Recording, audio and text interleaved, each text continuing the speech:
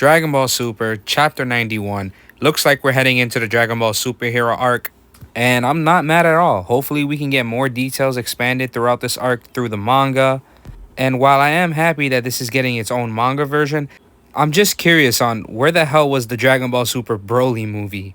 Now, that's something that could have gone crazy if it was in the manga. Beginning the chapter, we have Piccolo who picks up Pan from school. Pan is 3 years old.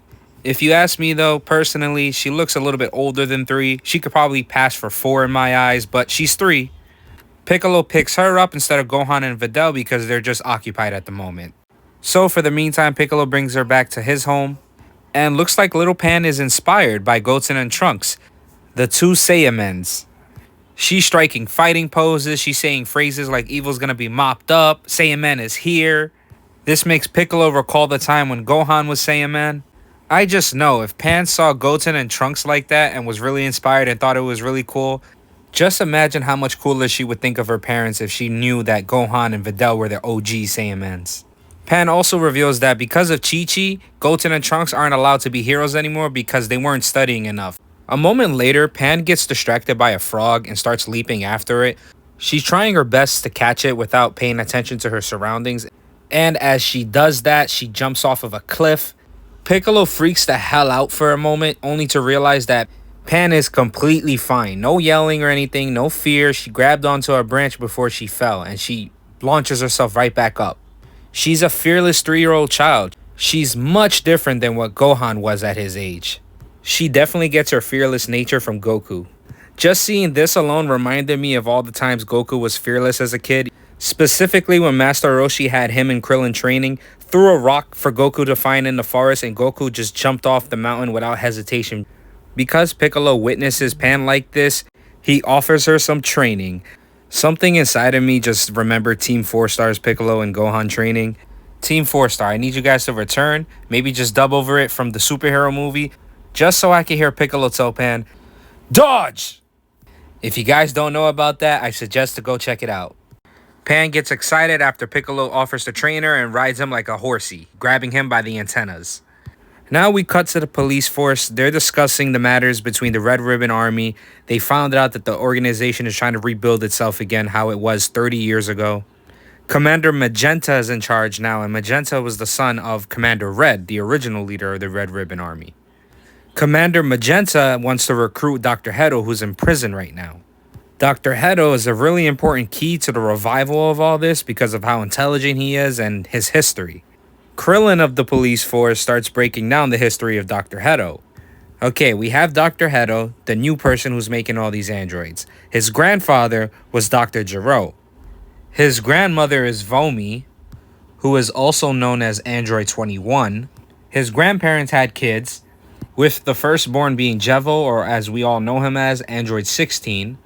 And no, they're not the same person. Dr. Gero's actual son Jevo died, but Android 16 was modeled after him. And then Gero and Vomi had another kid, which ended up being Hedo's parent, but we don't know what they look like. All we know about Hedo's parents is they both died in an accident when he was very young. The police continues knowing that Hedo inherited data on a bioorganic weapon from his grandfather. And now the goal is to stop this plot, and Hedo only has 3 more months to get released from prison. After that, the Red Ribbon is no doubtably going to contact Hedo, and that's their chance to locate the base. Let's fast forward to Hedo's release. Hedo gets released from prison.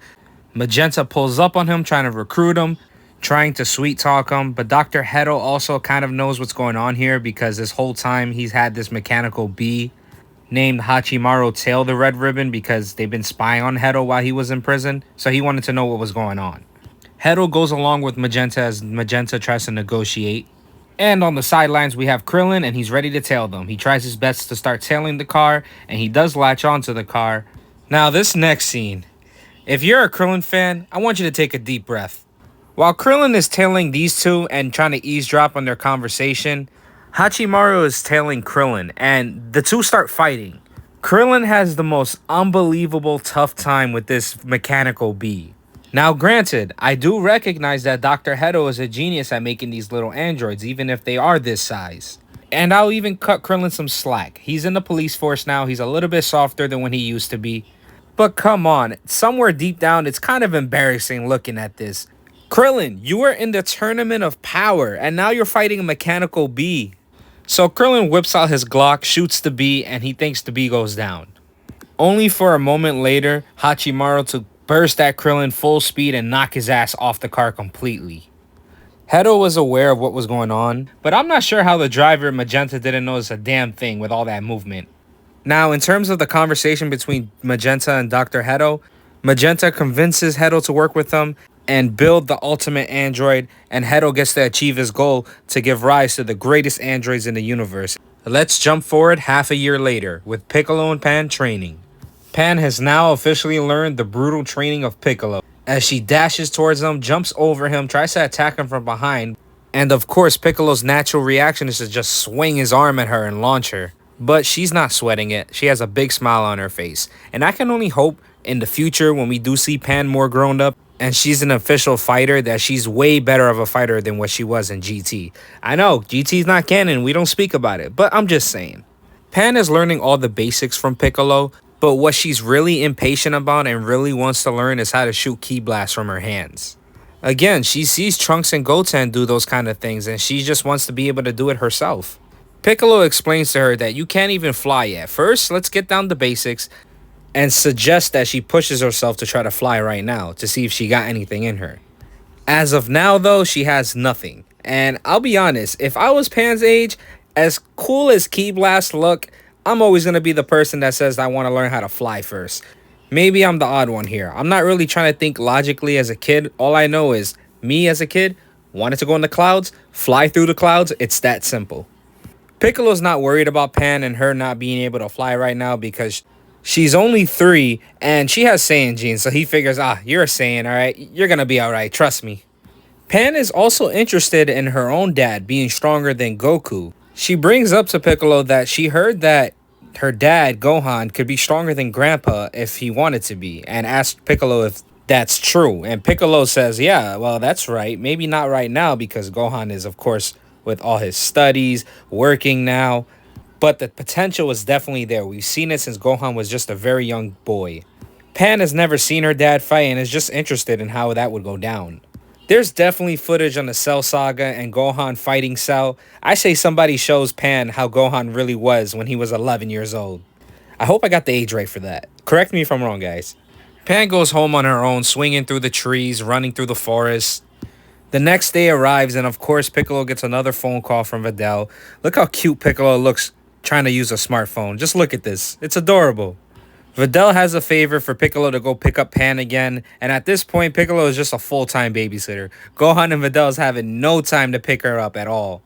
But before that, Piccolo's like, nah, fuck that. I gotta go talk to Gohan.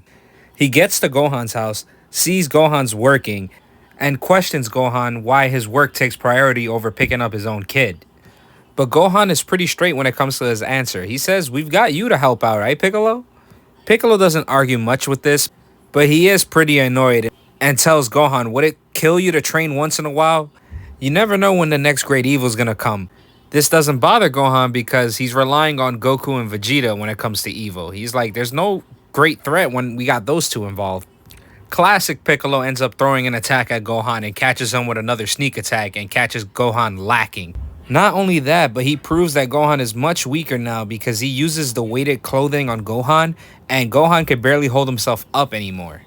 I ain't gonna lie, it wasn't until this moment where I saw it in theaters where I was like, I can't believe it. It's almost over for being a Gohan fan.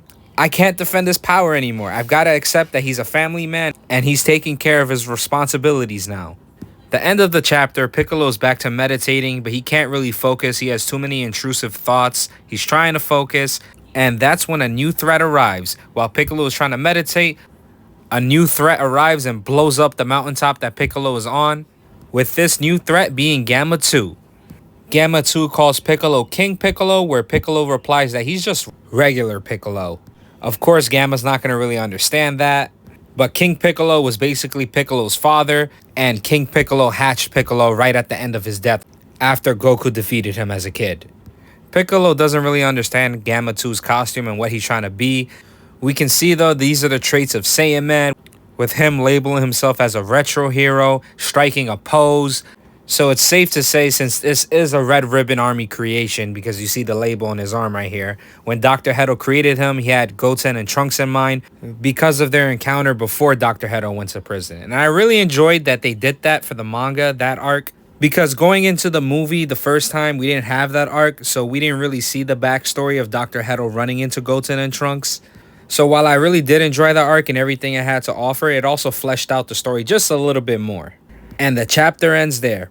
Pretty good chapter, I have to say. If you guys enjoyed the video, hit like, sub. Thank you, and I'm going to see you guys in the next one.